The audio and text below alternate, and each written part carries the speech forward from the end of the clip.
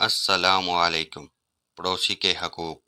حضرت عمر بن شعیب رحمۃ اللہ علیہ والد کے واسطے سے اپنے دادا سے روایت کرتے ہیں کہ رسول اللہ صلی اللہ علیہ وآلہ وسلم نے فرمایا، کیا تمہیں پڑوسیوں کے حقوق کا پتہ ہے؟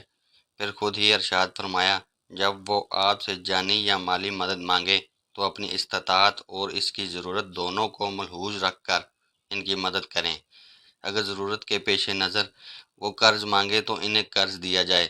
جب فقر اور محتاجی کی حالت کو پہنچ جائیں، پھر وہ مدد نہ بھی مانگے تو قرض نہ بھی مانگے، تب بھی اپنی حیثیت کے پیش نظر اس کے فقر و تندرستی کو دور کرنے کی کوشش کی جائے۔ اگر وہ بیمار ہو جائیں تو اس کی عیادت اور بیمار پرسی کی جائے۔ جب ان کے ہاں کوئی خوشی کا موقع آئے تو ان کو مبارکباد دینا۔ جب ان کے ہاں کوئی غمی کا موقع آئے تو ان کے ساتھ اظہار ہمدردی کرنا۔ جب ان کے ہاں فوتگی ہو جائے بشرط صحت عقائد جنازے میں شرکت کی جائے۔